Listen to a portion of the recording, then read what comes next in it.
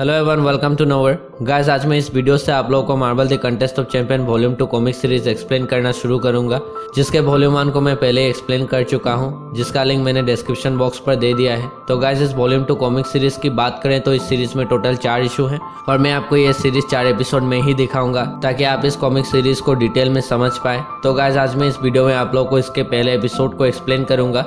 So guys, बिना कोई समय गवाए चलिए शुरू करते हैं।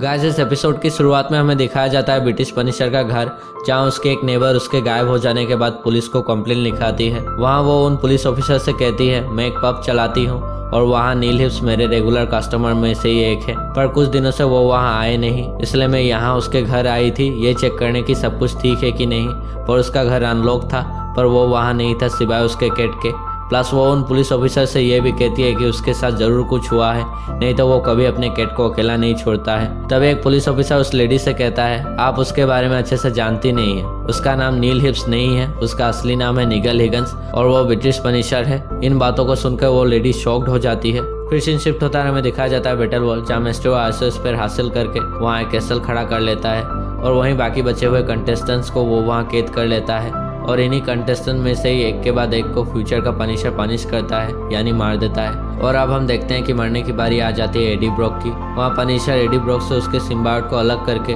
उसे एक वुड पोल में बांध देता है।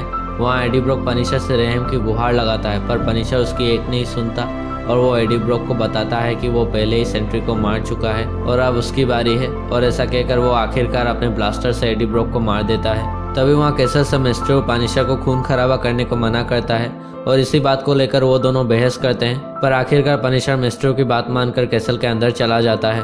वहाँ उस कैसल के अंदर हमें कैद हुए कंटेस्टेंट्स को दिखाया जाता है, जो कि Night Thrasher, Madame Hydra, Ares, Bullseye, Guillotine और ब्रिटिश पनिशर, और वो सभी एक जेल की तरह अलग अलग सेल में कैद होते हैं। और फ्यूचर का पनिशर वहाँ उस जगह का जेलर जैसा बिहेव करता है और वो वहाँ सभी को अपने बेतुके रूल्स बता रहा होता है। इस पर ब्रिटिश पनिशर कहता है, अब ये हमें सिखाएगा। तब फ्यूचर का पनिशर उससे गुस्सा हो जाता है और वो उसे कहता है, यहाँ मैं जो कर रहा हूँ ये सब तुम्हें करना चाहिए था क्योंकि तुम एक पनिशर हो।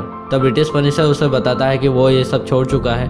इस पर फ्यूचर का पनिशर उसे ये सब छोड़ने का रीजन पूछता है, पर ब्रिटिश पनिशर उसकी बातों को सीरियसली नहीं लेता और वो उसका मजाक उड़ाने लगता है। और इन्हीं बातों से फ्यूचर का पनिशर और भी गुस्सा हो जाता है और वो ब्रिटिश पनिशर को नेक्स्ट थर्सडे पनिश करने की धमकी देकर वहाँ से चला जाता है। तभी बुलजाय ब्रिटिश पनिशर से कहती है, तुम क्या पागल हो? उसे और गुस्सा दिलाना हमारे लिए बहुत बुरा हो सकता है और ऐसा रहा तो हम हमेशा के लिए यहाँ फंसे रह जाएंगे। इस पर नाइट ट्रेशर वहाँ उससे कहता है, तुम टेंशन मत लो बुलजाय, मैं यहाँ से निकलने का रास्ता जानता हूँ। आगे हमें मेस्ट्रो को दिखाया जाता है, जो कि आइसोस्पेयर का यूज करके गॉड की तरह लाइफ फॉर्म करने की कोशिश करता है पर वो फेल हो जाता है। तभी वहाँ ओल्ड रिक जोन्स आता है और उसे कहता है, जैसा दिखता है उससे भी ज्यादा टफ है लाइफ क्रिएट करना। तब मेस्ट्रो उससे कहता है, पर मैंने ही तो तुम्हें वापस से रिक्रिएट किया है और अब मैं तुम्हारे जैसे और क्रिएशंस बनाने की कोशिश कर रहा हूँ। इस पर रिक जोन्स उससे पूछता है वो लाइफ क्यों क्रिएट करना चाहता है। तब मेस्ट्रो बताता है कि गॉड बनने का कोई मतलब ही नहीं बनता यदि वर्कशिप करने वाला कोई ना हो और इसलिए वो लाइफ क्रिएट करना चाहता है। और वो ये भी कहता है कि यदि वो ऐसा कर ना पाए तो वो अलग अलग डायमेंशन से लोगों को किडनैप करके यहाँ ले आएगा। फिर सीन शिफ्ट होता है, हमें दिखाया जाता है मार्वल के प्राइम यूनिवर्स में ग्रैंड मास्टर के स्पेस स्टेशन को, जहां वो अपने एक रोबोट के साथ क्विबिलियन अल्ट्रा चेस नाम का एक गेम खेल रहा होता है। पर उसका रोबोट ही उसे इस खेल में हरा देता है। इस पर वो गुस्सा हो जाता है और वो उस गेम को ही ब्लास्ट कर देता है। तभी वहाँ द अल्टीमेट्स आ जाते हैं और वो वहाँ गनर के मर्डर के बारे में उससे पूछताछ करने के लिए आए होते हैं। इस पर ग्रैंड मास्टर उनसे कहता है कि इसके बारे में उसे कुछ भी नहीं पता। तब ब्लैक पैंथर उससे कहता है, हमें ऐसी रिपोर्ट्स मिली है कि तुम ऑल्टरनेट यूनिवर्स से सुपर हीरोज और सुपर विलन्स को किडनैप करके एक कंटेस्ट चला रहे हो, तो इसलिए तुम झूठ मत बोलो।